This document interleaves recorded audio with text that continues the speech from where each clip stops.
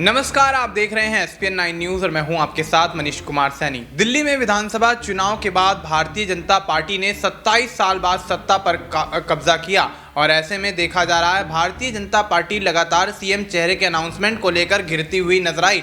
लेकिन भारतीय जनता पार्टी ने बुधवार को सीएम चेहरे को लेकर भी स्थिति साफ कर दी और रेखा गुप्ता को सीएम का चेहरा चुना।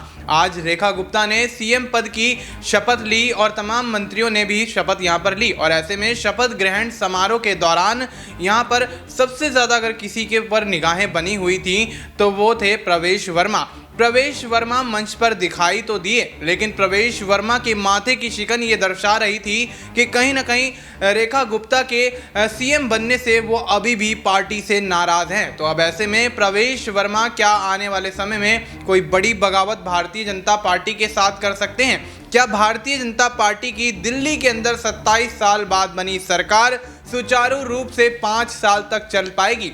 क्या भारतीय जनता पार्टी के और भी विधायक यहां प्रवेश वर्मा की तरफ जाते हुए नजर आएंगे? क्या भारतीय जनता पार्टी में रेखा गुप्ता को सीएम बनाए जाने के बाद अब बगावत छिड़ती हुई नजर आएगी? दिल्ली की राजनीति में तमाम ये सवाल उभर कर सामने आ रहे हैं, जिससे कहीं ना कहीं प्रवेश वर्मा की बगावत की बू आ रही है। और ऐसे में प्रवेश वर्मा जिस तरह से लंबे समय से भारतीय जनता पार्टी के दफ्तर के चक्कर काटते रहे, अमित शाह, प्रधानमंत्री नरेंद्र मोदी, जेपी नड्डा और तमाम आला नेताओं से यहाँ पर बातचीत करते रहे, मुलाकात करते रहे, तो उसको देखकर यही कहा जा रहा था कि दिल्ली के अगले मुख्यमंत्री के तौर पर भारतीय जनता पार्टी प्रवेश वर्मा के चेहरे पर मोहर लगाएगी। लेकिन भारतीय जनता पार्टी ने दिल्ली के अंदर महिला कार्ड चलते हुए रेखा गुप्ता को अपना सीएम चेहरा चुन लिया। अब ऐसे में किस तरह से दिल्ली के अंदर आने वाले समय में भारतीय जनता पार्टी के अंदर का माहौल रहने वाला है, इस पर विस्तार से चर्चा करेंगे हम अपने सहयोगी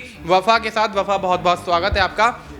वफा, किस तरह से देखते हैं भारतीय जनता पार्टी इतनी जद्दोजहद के बावजूद यहाँ जिस तरह से विधानसभा चुनाव जीती और यहाँ पर पूर्ण बहुमत से सरकार बनाती हुई नजर आई, लेकिन सीएम चेहरे को लेकर फंस रहे पेच के चलते विपक्ष के निशाने पर भारतीय जनता पार्टी इन दिनों बनी रही और ऐसे में सीएम चेहरा रेखा गुप्ता को घोषित करने के बाद प्रवेश वर्मा की तरफ से बगावत के यहाँ अंदेशे लगाए जा रहे हैं। क्या लगता है, क्या प्रवेश वर्मा की बगावत से भारतीय जनता पार्टी दो हिस्सों में बढ़ती हुई नजर आएगी या फिर कहीं ना कहीं भारतीय जनता पार्टी की दिल्ली के अंदर 27 साल बाद बनी सरकार भंग होती हुई नजर आएगी?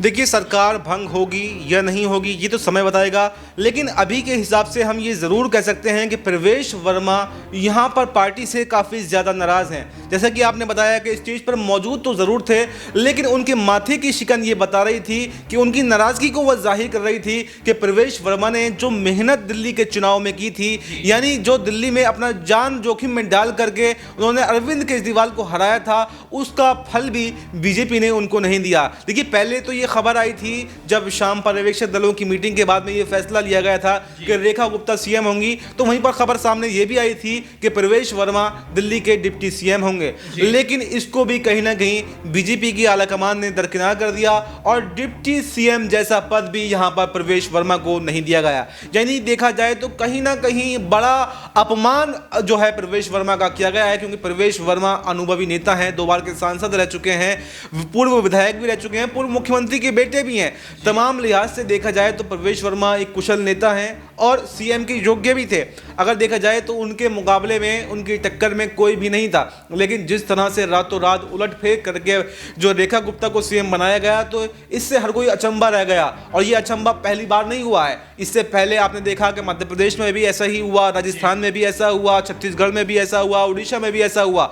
अब ये इल्ज़ाम जो बीजेपी दूसरों पर इल्ज़ाम लगाती है कि रिमोट कंट्रोल, अब ये इल्ज़ाम बीजेपी पर खुद भी लगने लगे हैं कि बीजेपी नए लोगों को नए चेहरों को मौका इसलिए देती है ताकि रिमोट कंट्रोल के माध्यम से वो सरकारों को चला सके। क्योंकि प्रवेश वर्मा बीजेपी के आलाकमान की इतनी नहीं सुनते हैं, क्योंकि वो अनुभवी नेता हैं और उनको पता है कि सरकार कैसे चलाई जाती है। लेकिन अब कोई अनुभवहीन व्यक्ति को आप उस पर पद पर बिठा देंगे, जब उसको कुछ पता ही नहीं होगा तो हर बात में आपसे राय लेगा और आपके रिमोट कंट्रोल को अच्छे से वो चल पाएगा। तो ये सब सोचकर बीजेपी ने नए चेहरे को यहाँ पर मौका दिया है। अब ये देखना काफी दिलचस्प हो जाएगा कि क्या प्रवेश वर्मा जो बागी तेवर दिखाते हुए दिखाई दे रहे हैं तो क्या बड़ी बगावत करेंगे या नहीं। इसके अलावा मैं आपको एक और बात और बताऊं, मोहन सिंह बिष्ट भी यहाँ पर बीजेपी के सीनियर नेता हैं और जब यानी 2015 के चुनाव हो या 2020 के चुनाव हो, जब यहाँ पर क्लीन स्वीप अरविंद केजरीवाल ने, आम आदमी पार्टी ने किया था, तब भी यहाँ पर मोहन सिंह बिष्ट ने जीत दर्ज की थी करावल नगर से, तो उनको भी कहीं ना कहीं पार्टी ने साइडलाइन किया। पहले तो उनका टिकट काटा गया और कपिल मिश्रा को टिकट दिया गया, और उस टिकट कटने के बावजूद भी उनको उस सीट से भेजा गया जहां पर जीत की उम्मीद नहीं थी। लेकिन मोहन सिंह बिष्ट ने वहां पर भी अपने झंडे गाड़ दिए और एक बार मुस्तफाबाद के उस रेगिस्तान में भी कमल खिला दिया जहां पर कोई उम्मीद नहीं थी। लेकिन उसके बावजूद उनको भी कोई फल जो है बीजेपी ने नहीं दिया। पहले खबरें आई थी कि उनको स्पीकर बना सकते हैं, फिर आया कि डिप्टी स्पीकर बना सकते हैं, मुख्यमंत्री की रेस में भी उनका नाम शामिल आया, लेकिन आपने देखा कि ना तो मुख्यमंत्री में उनका नाम शामिल है, ना मंत्री पद में उनका कोई नाम शामिल है, ना स्पीकर में उनका नाम शामिल है, ना डिप्टी स्पीकर में उनका नाम शामिल है। तो ये देखा जा रहा है कि तमाम तरीकों से जो नज़रअंदाज जो है सीनियर नेताओं को किया गया है। तमाम नेता जो बनाए गए हैं, मंत्री जो बनाए गए हैं, वो ऐसे बनाए गए हैं जिनको रिमोट कंट्रोल के माध्यम से मैनेज किया जा सके। तो ऐसे में ये बिल्कुल देखा जा सकता है कि भविष्य में प्रवेश वर्मा, मोहन सिंह बिष्ट या कुछ अन्य नेता मिलकर दिल्ली के अंदर बड़ी बगावत कर सकते हैं। जी बिल्कुल। तो ऐसे में प्रवेश वर्मा हो, मोहन सिंह बिष्ट हो, चाहे कोई और चेहरा हो, भारतीय जनता पार्टी से बगावत करने पर उतारू होता है या नहीं, क्योंकि जिस तरह से भारतीय जनता पार्टी के शुरुआती जो रुझान यहाँ पर निकल कर सामने आए, जब सीएम चेहरे को लेकर यहाँ मंथन जारी था, तब यहाँ पर 12 से 14 नाम निकल कर सामने आ रहे थे, जिसमें बांसुरी स्वराज थी, मनोज तिवारी थे, शिखा राय थी, रेखा गुप्ता थी, प्रवेश वर्मा थे, कपिल मिश्रा थे, मोहन सिंह बिष्ट थे। तमाम ऐसे नाम थे जो कहीं ना कहीं दिल्ली की राजनीति में अच्छा दमखम, अच्छा वर्चस्व रखते हैं, एक नामी गिरामी नेता हैं और काफ़ी ज़्यादा उनका जो झुकाव है जनता की तरफ वो काफ़ी ज़्यादा देखा जाता है। और ऐसे में जिस तरह से यहाँ पर जो ये सियासी खिचड़ी पकी है, उसके बाद जिस तरह से भारतीय जनता पार्टी ने एक ऐसे चेहरे को मुख्यमंत्री का जिम्मेदारी सौंपी है जो कि कहीं ना कहीं देखा जाए तो सीएम चेहरों की लिस्ट में तो थे, लेकिन उनका कोई सियासी भविष्य, माफ़ कीजिएगा, सियासी यहाँ पर कोई भी उनका आंकड़ा नहीं है, या यूँ कहें कि उनकी कोई सियासी ज़मीन इतनी मजबूत नहीं है। रेखा गुप्ता यहाँ पर भारतीय जनता पार्टी की नेता रही हैं, लेकिन अगर उनके फैमिली बैकग्राउंड पे जाया जाए तो उनके परिवार से राजनीति के अंदर तो यहाँ पर कोई दिखाई नहीं देता है दूर दूर तक। तो शायद भारतीय जनता पार्टी अपनी वही पुरानी रणनीति के तहत यहाँ पर रेखा गुप्ता को सीएम घोषित करती हुई नजर आई है, जिस तरह से मोहन यादव को मध्य प्रदेश में किया गया, जिस तरह से यहाँ पर भजनलाल शर्मा को राजस्थान के अंदर किया गया। तो तमाम वो चेहरे हैं जो कहीं ना कहीं एक छुपे हुए चेहरे थे, उनको भारतीय जनता पार्टी ने सीएम बनाकर उनको कहीं ना कहीं उजागर किया है और सीएम की जिम्मेदारी सौंपकर कहीं ना कहीं उनका कद जो है वो राजनीति में बढ़ाया है। तो अब ऐसे में यहाँ पर दूसरा सवाल वफा से लेंगे। वफा, क्या लगता है कि जिस तरह से यहाँ पर हमने पूरा आंकड़ा देखा, पूरा जो माहौल देखा दिल्ली के अंदर, अब ऐसे में क्या लगता है, क्या रेखा गुप्ता के खिलाफ जाकर यहाँ प्रवेश वर्मा अगर बगावत कर देते हैं तो क्या यहां पर सरकार भंग होने की भी आशंका जताई जा सकती है? क्योंकि भारतीय जनता पार्टी शुरू से ही इस रणनीति के तहत यहां पर सीएम चेहरा घोषित करती हुई नजर आई कि राजा का बेटा राजा नहीं होगा। तो देखा जाए तो प्रवेश वर्मा भी एक तरह से राजा के बेटे हैं, उनके पिताजी दिल्ली के पूर्व मुख्यमंत्री रहे और वो खुद यहां पर सांसद रह चुके हैं। तो क्या लगता है, क्या वाकई इन चीज़ों को ध्यान में रख के भारतीय जनता पार्टी ने रेखा गुप्ता को सीएम बनाया, या फिर कहीं ना कहीं प्रवेश वर्मा की बगावत से भारतीय जनता पार्टी के अंदर की स्थिति देखते हुए भारतीय जनता पार्टी ने यह फैसला लिया है? देखिए मनीष जी, मैं बहुत छोटे शॉर्ट में अपना जवाब देना चाहूँगा क्योंकि समय हमारे पास नहीं है। देखिए, राजा का बेटा राजा नहीं होगा तो अमित शाह का बेटा आईसीसी का जो अध्यक्ष है कैसे है? राजा का बेटा राजा नहीं होगा तो महाराष्ट्र में देवेंद्र फडणवीस को मुख्यमंत्री क्यों बनाया गया है? ऐसे अनुराग ठाकुर जो हैं केंद्रीय मंत्री, पूर्व केंद्रीय मंत्री रह चुके हैं, बड़ी जिम्मेदारी संभाल चुके हैं, उनको क्यों बनाया गया? ऐसे में पूरी एक लिस्ट है जो मैं आपको दिखा सकता हूं। ज्योतिरादित्य सिंधिया को आप क्यों अपनी पार्टी में लेकर गए? बहुत लंबी लिस्ट है। अगर राजा का बेटा राजा नहीं होगा तो मैं आपको बता सकता हूँ, लेकिन आपने एक छोटा सा सवाल ये पूछा था कि क्या अगर प्रवेश वर्मा दिल्ली के अंदर बगावत करते हैं तो क्या सरकार भंग हो जाएगी? तो मैं अपने दर्शकों को इसमें छोटा सा ही जवाब देना चाहूँगा कि हाँ बिल्कुल।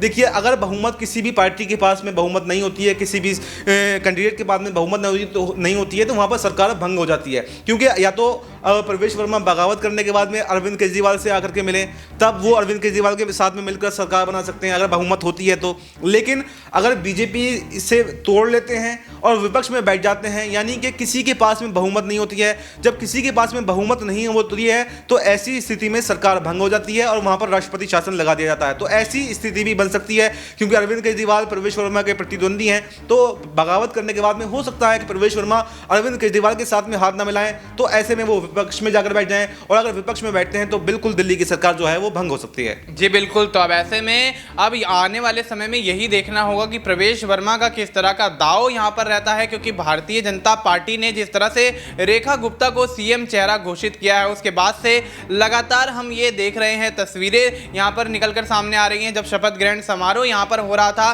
तो मंच पर प्रवेश वर्मा के चेहरे की जो यहाँ पर लकीरें थी वो ये दर्शा रही थी कि कहीं ना कहीं प्रवेश वर्मा भारतीय जनता पार्टी के फैसले से नाराज हैं, रेखा गुप्ता को सीएम बनाए जाने से नाराज हैं और भारतीय जनता पार्टी से कोई बड़ी बगावत कर सकते हैं। फिलहाल आपको इस मुद्दे पर क्या कुछ लगता है, आप अपनी राय हमें कमेंट करके बता सकते हैं। बाकी देश और दुनिया से जुड़ी तमाम जानकारी के लिए आप देखते रहिए SPN9 न्यूज़।